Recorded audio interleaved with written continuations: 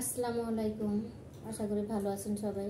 আমার শ্রদ্ধেয় ভাই বোনেরা, আল্লাহর কাছে দোয়া করি আপনারা যেন সবাই ভালো থাকেন, সুখে থাকেন, শান্তিতে থাকেন।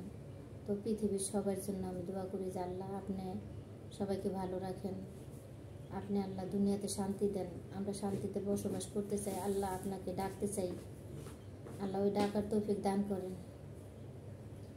তো প্রিয় ভাই বোন, আমি আসছি কিছু কথা বলতে। তো অনেক ভাই বোন আছেন আমাকে কমেন্টে বলছেন মামলাটা উঠাইতে না, তারপরে উঠেছি, বাচ্চার মুখের দিকে তাকাইয়া উঠেছি, কারণ দেখি না উঠাইলে বাচ্চার খরচ দিতেছে না, বাচ্চা তো বড় হইতেছে, বাচ্চার বড় হইতেছে, খরচও বাড়তেছে, বই খাতা প্রাইভেট খরচ, অনেক কিছু লাগে, গাইড লাগে, একটা গাইডের দাম 500 টাকা, 2টা গাইড কিনছি 1000 টাকা দিয়া। তো আমি তো কুলাইতে পারি না, এখন বাচ্চা যত বড় হইতেছে তার ততই খরচ হইতেছে। একটা প্যান্ট কিনতে গেলে 1000-1200 টাকা চায়, 500 টাকা তার নিচে কিনা যায় না। তাছাড়া আমি এই বছর একটা দিন আমার বাচ্চারা আমি 2 টাকার জিনিস দেই নেই, 2টা টাকার জিনিস আমি বাচ্চারে দেই নেই। বাচ্চারে ঈদের আগে, রোজার আগে তারে প্যান্ট দিছিলাম, তার পরনে প্যান্ট ছিল না, গেঞ্জি ছিল না, তারে রোজার আগে আমি কিনা দিচ্ছি, সেগুলো দিয়ে আমার ছেলে ঈদ করছে। তো আমার বাইরে ধরছে, আমার ভাই যেটা মজিবর বাইরে ধরছে আমার ছেলে, মামা আমারে আপনি মোবাইল করে কিনা দিবেন। এখন ভাইয়া তো একটু বিপদে ছিল, তাছাড়া ভাইয়া একটু ডাল সিজনের মধ্যে আছে, কষ্টের মধ্যে আছে। তারপর আমার ছেলের কথা আমার ভাই ফালাই নেই, আমার ছেলেরে টাকা দিচ্ছে ঘড়ি কেনার জন্য। পরে আমার ছেলে ঘড়ি কিনছে, তা আমি ঘড়িটা দেও তো দেখাই। এই যে দেখেন, এটা ঘড়ি আমার ভাই কিনা দিচ্ছে আমার ছেলেরে, মোবাইল ঘড়ি। এটা আমি তো অত কিছু বুঝি না, আমার ছেলে যা বুঝে আমি কিন্তু বুঝি না। যাই হোক, এগুলা কিনা দিচ্ছে আমার ভাই।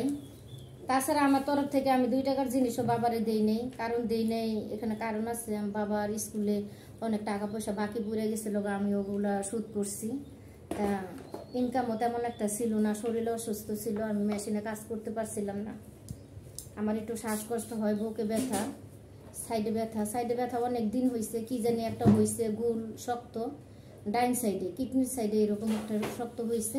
তো এটার জন্য আমি আগে অনেক কষ্ট পাইতাম, এখন পাই না, আল্লাহ রহমত দিচ্ছে, এখন আমি কষ্ট হয় না। তো এটা আবার কিছুদিন যাবত আবার ঝাঁকছে, ওই ইটা গোটা গোটা কিনা জানি না আমি, কিন্তু মাংসের মতো এতটা শক্ত হয়ে ডাইন সাইডে কিডনির সাইডে আসছে।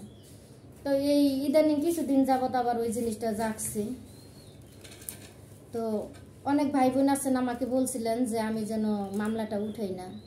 তো আসলে মামলাটা উঠেছি, আমার বাচ্চার মুখের দিকে তাকাইয়া উঠেছি যে হ্যাঁ, যদি আমার বাচ্চার খরচটা দেয় তাহলে আমার জন্য একটু সুবিধা হবে, এই জন্য। কিন্তু দেখেন, বছর একটা দিন আমার ছেলেরে 2টা টাকা দিল না। তো আমার উকিল বলছে যে যদি টাকা পয়সা না দেয়, খরচ না দেয়, মামলা উঠেছি, তাতে কি হয়েছে, মামলা আবার করব মামলা। আর যদি মামলা না করতে পারি তাইলে আমি আর এই কোর্টে দেখা দিব না, আমি ওকালতি ছেড়ে দিব।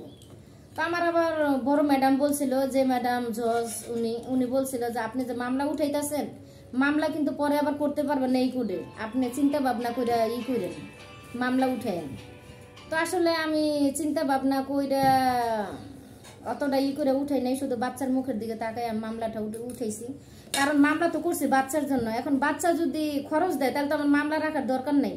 আমি এইটা মনে করে মামলা উঠেছি। এখন তো এই যে ঈদের মধ্যে দেখেন একটা বছর একটা দিন গেছে, বাচ্চারা চাইলে না পয়সা দেয়নি। তো এটা আমার উকিলটা জানাইছি, জানানোর পরে বললো যে সমস্যা নাই, এখন মামলা করতে হইব, বাচ্চার জন্ম নিবন্ধন লাগবো। এখন তো বাচ্চার জন্ম নিবন্ধন নাই, আমি কোথায় পাবো জন্ম নিবন্ধন? তো এই যে মিথ্যা কথা বইলা বাচ্চার খরচ দিব, মিথ্যা কথা বইলা আমার মামলাটা উঠেছে আমার হাতে। তো জানি না